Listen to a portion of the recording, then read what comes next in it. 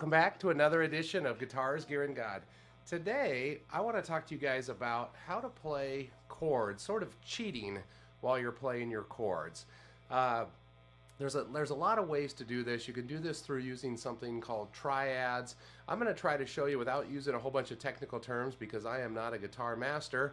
Some of you will probably be able to tell me correct terminology on some of this stuff in the comments, but I'm going to try to explain to you how to play some of those dreaded chords, that B chord, that B minor chord, that C sharp major, the F chord, some of those chords that when you're a brand new guitar player you struggle with. And I know lots of guitar players that when they're first getting started, they start to get to those points, and if they don't know how to play those bar chords, they throw in the towel and they call it quit because they can never get past the basic, G, C, D, and it gets a little boring after a while. So hopefully this will get you moving a little bit up and down the neck.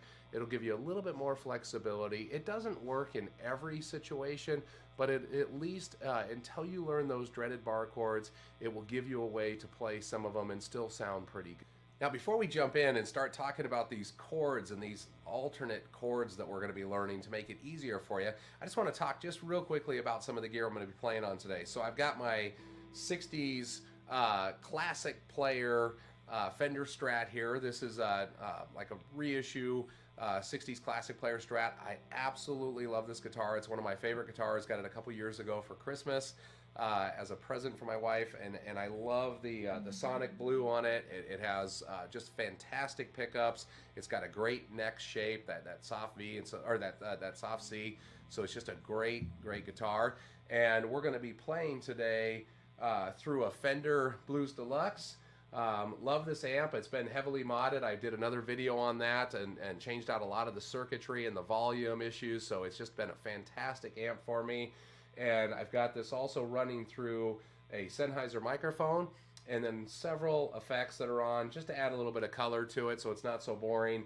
So I'm running it through my Boss DD500 delay with a little bit of TC Electronic Hall of Fame, and then I've got my JHS Morning Glory on, as well as my Exotic Effects compressor. So that's what the sound is coming through. Of course, you don't need any of those pedals in order to play these chords, but it just makes it sound a little bit more pretty. So with that said, let's go ahead and we'll dive into the chords.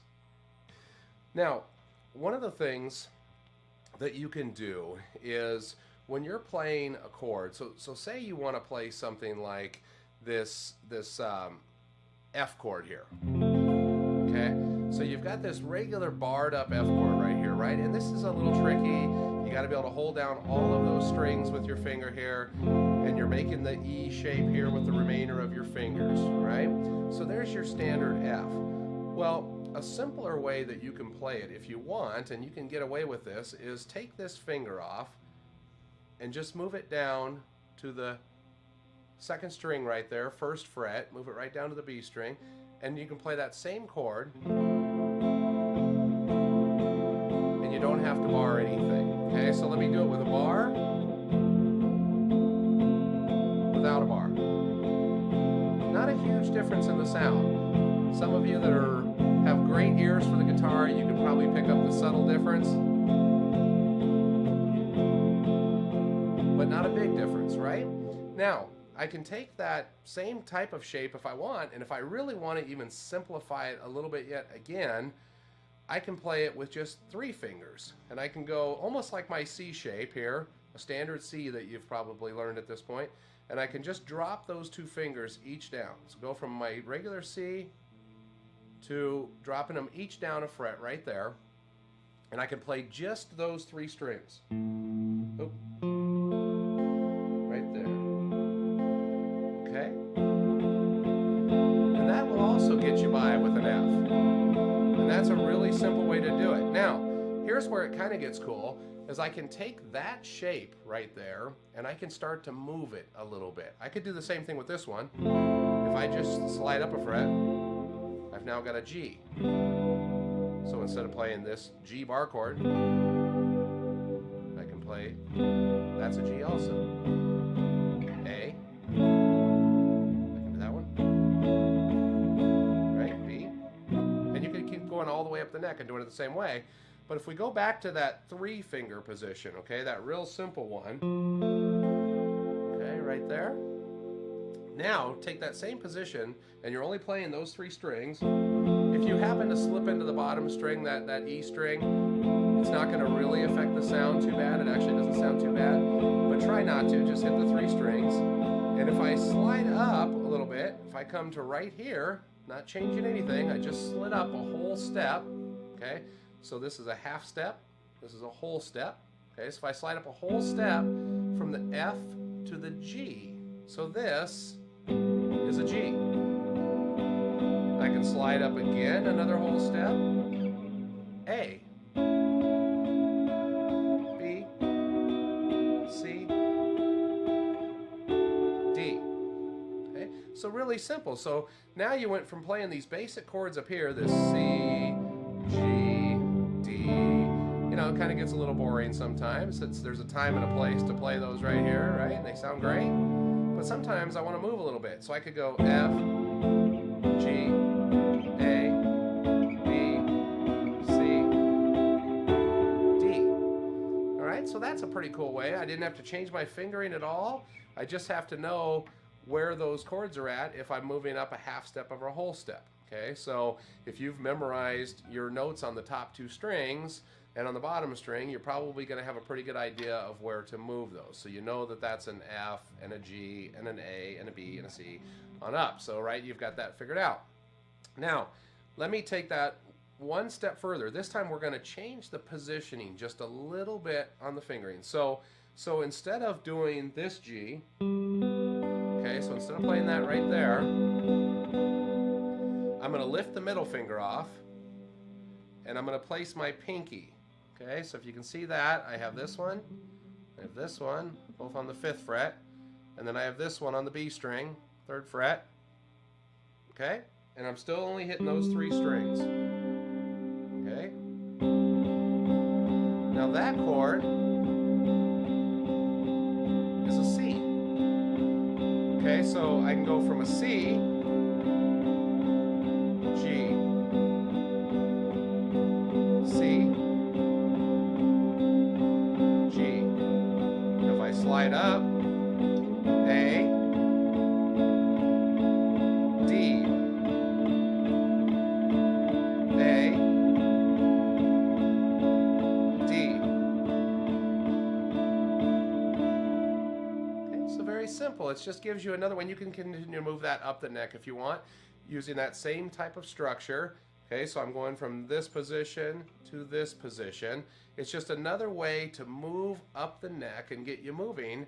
And I'm able to produce all of those chords and all of those sounds without ever having to bar something. Okay, so I'm going to show you one more simple way. Well, actually, I'm going to show you a couple more things. That dreaded B minor. Okay, so here you've got this B minor chord. A lot of people struggle with this one, or the C sharp minor. Okay, it's just a bar chord. But you can, if you want to, you could just make this shape, lift this finger off, and only play those 3 strings again.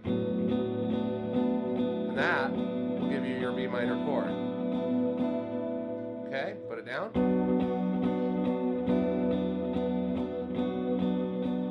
Now, if we slide up a whole step, you're familiar with that shape, the A minor. You probably don't play it like that typically. You probably play it with that fingering. But either one is fine. If I want to play that right there and just slide up a whole step, there's an A minor, B minor. Okay, or I can go back to that other fingering. Same thing as playing that. Okay. Now they're not exactly the same sound. You got to be careful to only play those 3 strings. And eventually you do want to learn to play that bar chord and that bar chord, right? You want to learn those.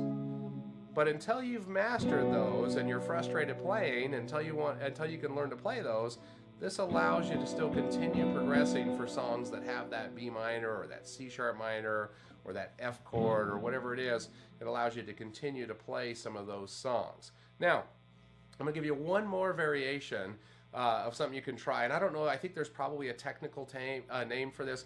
I've heard it referred to as an open chord. I don't know if that's the actual technical name for this.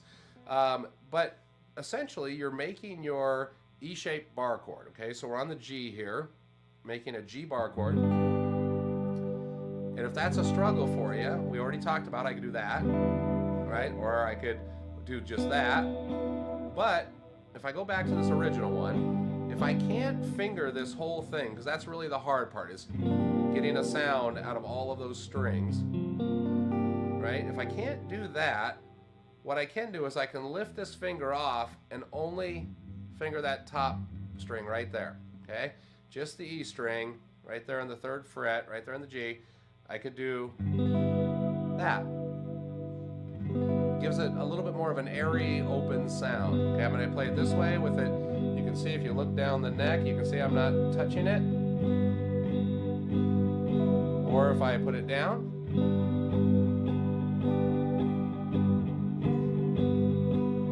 that's a G. I can slide it right up to the A. I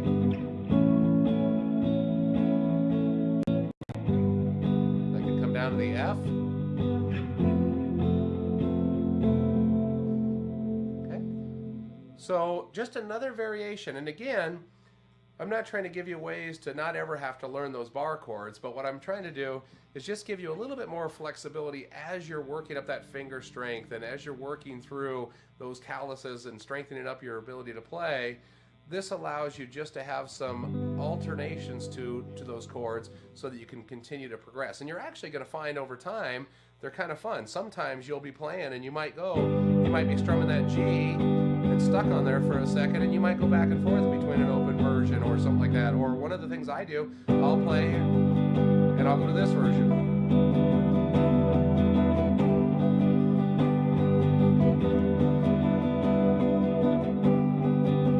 And it goes back and forth a little bit, just gives you a little bit of variation.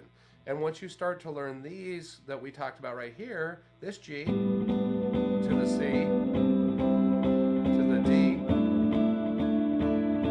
back to the C, back to the G. That's a really easy way to get you moving up and down the neck and make some beautiful sounds. Now, if you're playing with a group of people, depending on who else is playing with you and what they're playing, you might have an acoustic player, for example, that's playing up here where he's playing the G or she's playing the G and the D, and you know, maybe throwing in a B minor or whatever, and they're playing up here, and you don't want to necessarily play right over the top of them with your electric playing those exact same sounds. So one of the things you can do to alter that a little bit is to move your position and play in here with the G, with the C, with the D. You can come back to the B minor. Okay, so I'm not playing right over the top of exactly what the other guitar is playing. And you could continue to move that up further if you wanted to play some of those sounds way up here. Once you learn those triad forms, you can come all the way up the neck, way up into this area, and we'll cover some of that in another video to get you moving up here and produce some even higher sounds. Okay, so for now, hopefully this gets you headed down the right path. I just wanted to wish you all a Merry Christmas, and I wish you all a Happy New Year, and God bless.